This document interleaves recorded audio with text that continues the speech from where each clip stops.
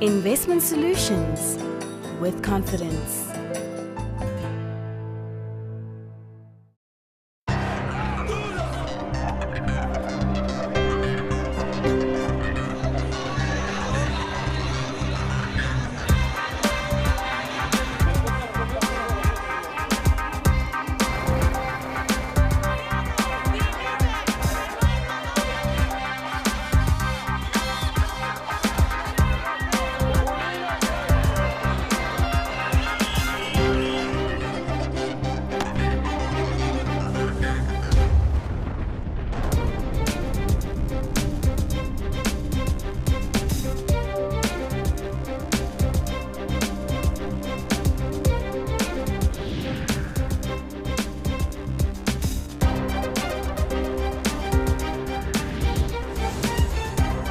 Europe has reached a critical tipping point.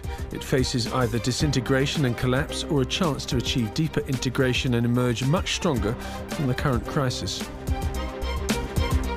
Of what concern is Europe's future to the African continent?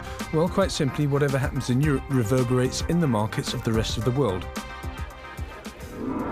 Everyone felt the fear and uncertainty sparked by the banking crisis in Cyprus in March of this year, and the political upheaval in Italy just weeks before. A year and a half ago, it was Greece that dominated the world headlines. Germany, still the powerhouse of the Eurozone, is being caricatured as a disciplinarian big brother by some, while other extremists even equate Angela Merkel to Hitler. The division between Northern and Southern Europe is the topic of many a discourse. The Eurozone is reeling. There was a time after the global financial crisis of 2008 that hopes were high for a speedy recovery, but the recession is dragging on for Europe with little hope for a solution, at least not soon. But does this mean the 17 Eurozone countries and 27 European Union member states are moving toward an inevitable train smash? This kind of all-encompassing crisis, with its financial, economic, political, societal and moral ramifications, was surely not what world leaders had in mind when they drew up the post-World War II project for an integrated Europe. But it was not a common currency that was the driving force for unification. It was the memory of war and the devastation it left behind, and a desire to guarantee Europeans a life of peace, safety and freedom. This crisis is, of course, something that the Founding Fathers could never have dreamed of. So why did it happen? And can it be stopped? That's what we intend to find out. And let's start in Spain, and specifically in the beautiful city of Barcelona. It's affecting so much because normally the inside business in Spain is in a very low level. And because I am working in factory automation, and just companies who are exporting are surviving a little bit, but internal consumption and internal investments are in a very low situation.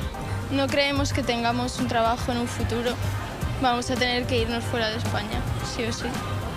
Yo conozco un amigo que sacó la carrera de arquitectura y se ha tenido que ir a Brasil a trabajar porque aquí no tenía nada. Y yo tengo una amiga que ha acabado la carrera de periodismo y se ha tenido que ir a Inglaterra a trabajar. Y una parte sí, es culpa del Estado. Hay mucha corrupción, hay falta de políticas sociales, muchas cosas, sí. Do you think that the policy of austerity, in other words, no spending and cutting back, is the right policy or the wrong policy for Spain? No, yo creo que no es una buena política. Los recortes no son una buena política porque siempre se oprime a los mismos, a los que no tienen. Now the difference is a big difference.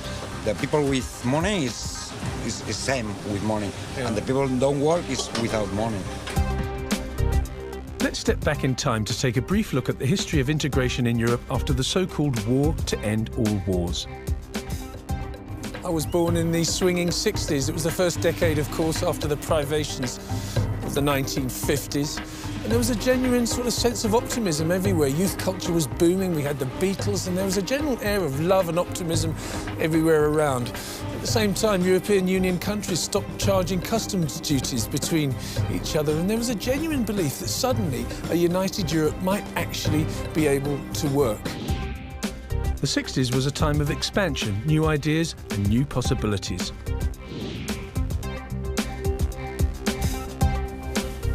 Then came the 1970s, and 3 new members of the European Union, the EU. It was Britain, it was Denmark, it was Ireland. Britain, of course, entered the EU kicking and screaming, but nonetheless, they did join, and suddenly there were 9 members. And quite importantly as well, at the same time, the last 2 European dictatorships fell in Portugal and most notably in Spain. General Franco was gone.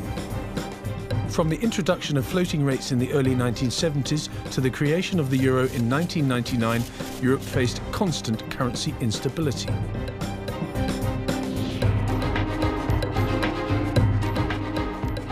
Then came the 1980s, and at the end of 1989, the Berlin Wall fell and the reunification of Germany was a reality. And surely we thought nothing could stop Europe now. We also got 3 new members, Greece, Spain and Portugal, and suddenly we were 12.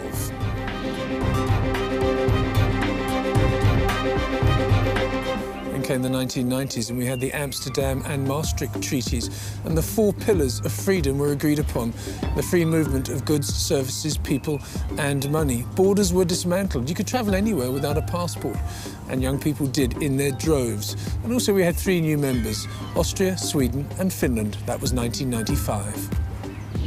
A single European currency was introduced, and in 2004 10 countries entered the club, and in 2007 2 more. Then we had the Lisbon Treaty, but then after 2007 the dark clouds were already gathering. The financial crisis of 2008 hit the world and hit Europe really hard.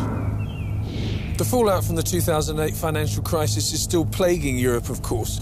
So what we'll do is try to find out in the next hour where to next for this great region.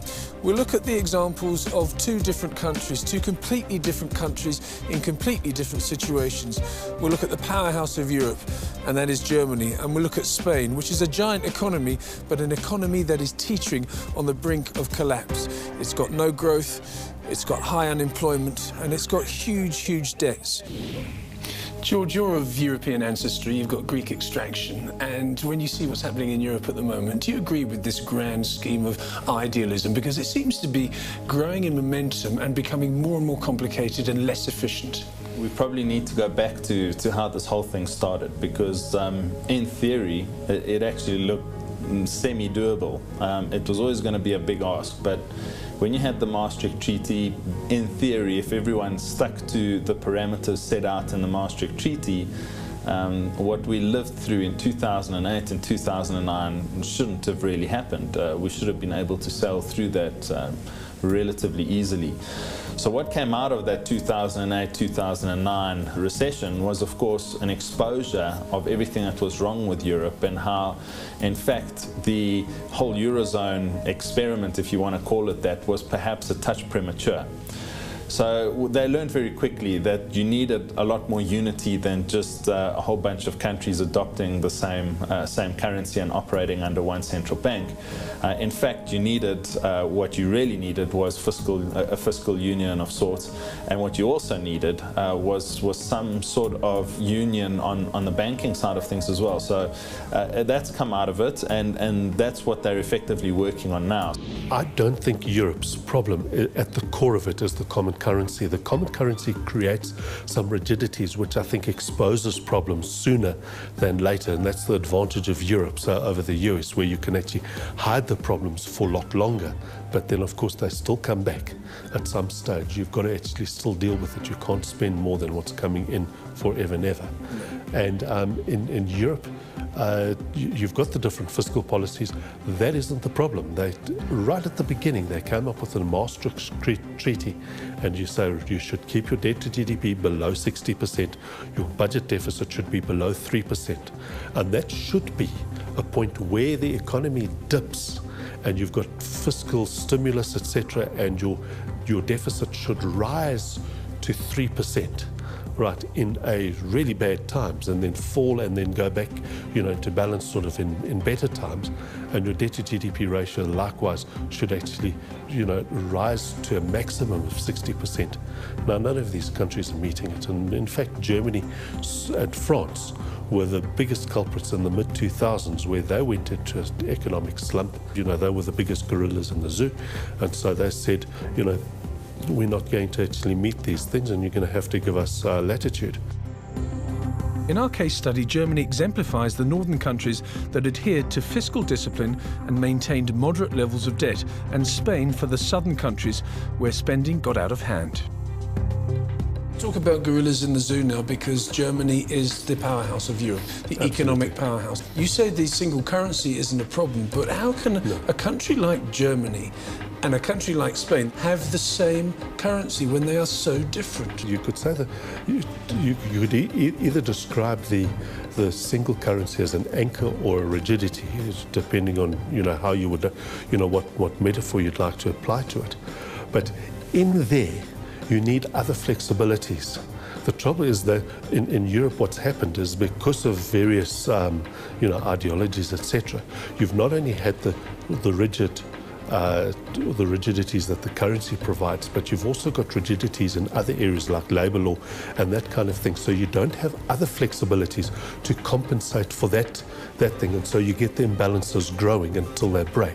And that's the point, is that in any system you need some flexibilities, and they haven't built in flexibilities. If anything, Brussels and the centralised bureaucracy is actually creating additional rigidities throughout the Eurozone, which is adding to the problems. Effectively, the whole system becomes quite a rigid structure, which is difficult then to manage, because everybody's holding on to their particular holy cows. It's obviously a worldwide crisis, and I think the word crisis should be used, and the European Union is affected by that. Some countries in the European Union are heavily affected by that, others are less heavily affected by that. But it is a crisis, and we are addressing it, and as always, Europe progresses by crisis. So the crisis is not just negative, but for those who have lost their jobs, who have lost their livelihoods, and who have at the moment a sharply reduced perspective on a bright future, of course, the crisis is hard and biting. They're trying to catch a horse after it's bolted. That's what they're trying to do, essentially. And so, yeah, when you look at the way that they're dealing with the periphery, it's a little bit hodgepodge. We deal with Greece because they're in crisis, then we deal with Portugal, then we deal with Ireland, then we deal with Spain. Now they're dealing with Cyprus. Potentially they'll have to deal with Italy and maybe even France in the worst case scenario. So they're doing it bit by bit. They've put themselves in a position where they can deal with it to some degree. The ECB, of course, has helped them out a great deal, but there still isn't a sufficient amount of unity, fiscal unity and banking unity, for it to be a very comfortable position. When you have a look at all the political rhetoric that's happening in many of these countries, the latest being Italy, and all the austerity protests going on in most of the periphery, it's still quite difficult, I think, to get all of this passed. I have to disagree very strongly with calling Southern Europe peripheral. It's very, very much part of the hardcore of the European Union. Italy is one of the founders of the European Union. Spain, Portugal, Greece are full members of the European Union, and I really feel that they are a full and integral part of the European Union. And I think European solidarity is at the heart of the Union. But it is true that the southern part of the Union has been earlier and more profoundly affected, and it is also true that the effects of the crisis are now also felt more strongly in the north. After the break, we head north to look at the situation in Germany, and then south to Barcelona.